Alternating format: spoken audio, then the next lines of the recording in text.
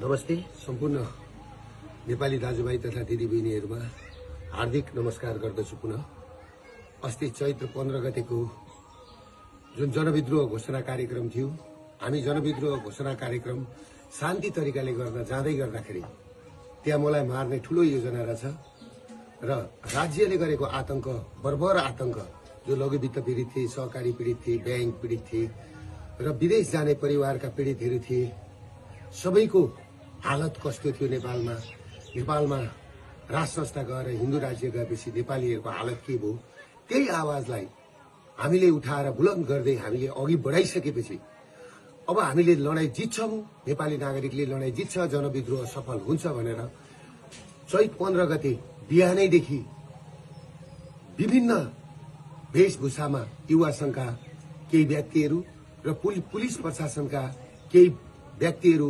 Civil ड्रेसमा हात हतियार सहित गएर अर्काको घरमा चढेर बिहानैदेखि घर कब्जा गरेर जुन घटना पुलिस प्रशासनले घटायो र हामी कार्यक्रम स्थल 1:30 बजे पुग्दै गर्दाखेरि कार्यक्रम स्थल पुग्नुभन्दा 15 मिनेट अगाडि नै हामी जहाँ स्टेज बनायौं, हामीले त्यत्रो खर्च गरेर शान्तिपूर्ण प्रदर्शन गर्ने भनेर हाम्रा पाहुनाहरू हामीलाई स्टेजै पुग्न नदिकिन बाटैबाट गोली हानेर चाहिँ नि लखेट्न थालेपछि, टियर ग्यास हान्न थालेपछि त्यस पछाडि हामी अघि बढ्नु पर्यो।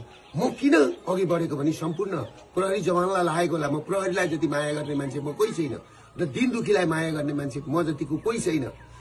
प्रहरीलाई लाग्यो होला दुर्गा प्रसादले पेलो भनेर, तर मैले त्यहाँ पुग्दाखेरि के सुरागी पाएँ भन्दाखेरि त्यहाँ माथि छतमा साफ सुथरहरू बसेर मलाई टार्गेट बनाएको भन्ने मैले बुझिसकेको थिएँ। र अर्को कुरो के थियो भन्दाखेरि मेरो कानको छेउबाट गोली गयो। तिनकुनेमा पुग्दाखेरि, मेन ठाउँमा पुग्दाखेरि, स्टेजको छेउमा पुग्दा र म त्यस पछाडि मैले कुरो बुझिसकेपछि मेरो कानको छेउबाट गोली पनि गयो। फेरि अर्को कुरा के भन्दाखेरि तपाईहरुको मेरै गाडीमा आएर टियर ग्यास खसिसकेपछि त्यस पछाडि म उत्रेर मेरो ड्राइभरलाई निकालेर म आफै गाडी चलाएर यिनीहरूले मलाई मार्दै रहेछन् र यिनीहरूले मलाई कि त थुन्नु पर्यो, गोन्जालो जो पेरुको गोन्जालो बनाउने, या त बनाएर मलाई कि त थुन्नु पर्यो कि त मार्ने षड्यन्त्र गरेको मैले बुझिसकेपछि मेरो अन्त काहीँ उपाय नभएर म पुलिसको ब्यारिकेड तोडेर सुरक्षित स्तरतिर म पुगेको थिएँ र म पुगेको हुँ र मैले पुलिसलाई चित्त दुखाउने काम मैले गरेका छैन। आम सर्वसाधारणलाई म के भन्छु भने तपाईहरुले देख्नु भएको छ राज्य आतंक कसरी अघि बढिरहेछ।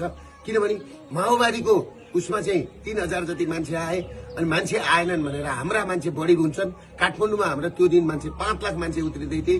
हाम्रो कलम्कीको मास आउन दिएन, हाम्रो गौशालाको मास आउन दिएन, हाम्रो बसपाको मास आउन दिएन। सबै जुलुसलाई बाटोमै रोकेर सुरुमै कार्यक्रम स्थल हामी पुग्नुभन्दा 15 मिनेट अगाडिदेखि नै रणभूमि जस्तो बनाएको थियो। त्यसले गर्दाखेरि कुन नेपाली दाजुभाइ दिदीबहिनीहरूको आँखाबाट आँसु झर्दैन, कसको ब्लड खुन ताप्दैन। त्यसले गर्दाखेरि म आफू सुरक्षित हुन सुरक्षाकर्मीको घेरा तोडेर भित्र पसेको सुरक्षाकर्मीलाई म के भन्न चाहन्छु भने तपाईहरु प्रति मेरो कुनै लक्षित दुश्मनी होइन, तपाईहरु राज्यको संयन्त्र हो। तपाईहरुलाई पर्न गएको चोटमा म क्षमा चाहन्छु। तर एउटा कुरो के छ भन्दाखेरि दुर्गा प्रसाद तपाईहरुबाट टाढा छैन र केही साथीहरु, केही 12 भाइ मिडियाहरु मेरो पछाडि हात धोएर लागेका छन्। यिनीहरु भनेको क्रिस्चियनको पैसा खाएर, युएसआईडी को पैसा खाएर, युरोपियन युनियनको पैसा खाएर आज देश तहस नहस बनाएको छ र केही मारवाडी तस्करहरू र 12 भाइ मिडियाहरु जुन तरिकाले लागेका छन् सोशल मिडियामा बोल्ने बुद्धिजीवी दाजुभाइ दिदीबहिनीहरूलाई, सबै बुद्धिजीवी विज्ञ वर्गहरूलाई म के भन्छु भने यो नागरिक विद्रोहलाई सफल पार्न सबैजना सहयोग गरिदिनुहोस्। म भागेको छुइनँ, म भाग्दिन। पुलिस प्रशासनले मलाई खोज्नु पर्दैन, किनभने मलाई गोन्जालो बनाएर यो आन्दोलन दबाउने कोसिस गरिएको छ। म सुरक्षित मात्रै बसेको, मलाई साफ भेटेको ठाउँमा गोली हान्नु भन्ने प्रधानमन्त्रीको आदेश छ भन्ने कुरो मैले सुनेपछि म सुरक्षित मात्रै बसेको, मलाई साफ भेटेको ठाउँमा गोली हान्नु भन्ने प्रधानमन्त्रीको आदेश छ भन्ने कुरो मैले सुनेपछि म सुरक्षित ठाउँमा बसेको छु। म भागेको छुइनँ। म नेपाल र नेपाली छोडेर म भाग्दिन। म भाग्नलाई जन्मेको होइन, म झुक्नलाई जन्मेको होइन, बरु म मर्छु तर तपाईहरुको अगाडि मर्छु। त्यसले गर्दाखेरि तपाईहरु के बुझ्दिनुस् भने सम्पूर्ण नेपाली नागरिकलाई त्यो घटना कसरी भएको छ, पत्रकारलाई आगो कसरी लगाइएको छ, त्यो घर माथि कसरी बिहानैदेखि गएर चाहिँ नि पुलिस र सुरक्षाकर्मीहरू चढेका छन्। र अर्को कुरो के छ भने हाम्रो अभियानले म फिल्ड कमान्डर हुँदै हुँदाखेरि मेरो मुखबाट सुन्नुभयो तपाईँहरूले चाहिँ नि सुनेको छ फलानो आगो लगा फलानो घर आगो लगा गोली हान भनेर मैले त्यहाँ भनेको छु बरु एयरपोर्ट कब्जा गरौँ संसद भवन कब्जा गरौँ मान्छेका घरमा आगो लगाउने तोडफोड गर्ने काम नगर साथीभाइ हो भनेर मैले भनेको छु।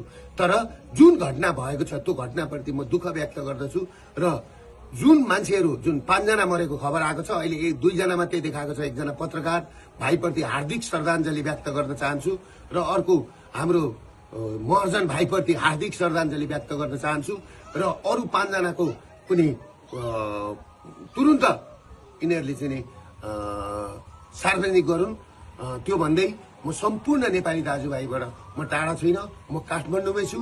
तपाईहरु पिर नगर्नुहोस्, म काठमाडौँमै कुनै एउटा मन्दिरमा बसेको छु, म सुरक्षित छु।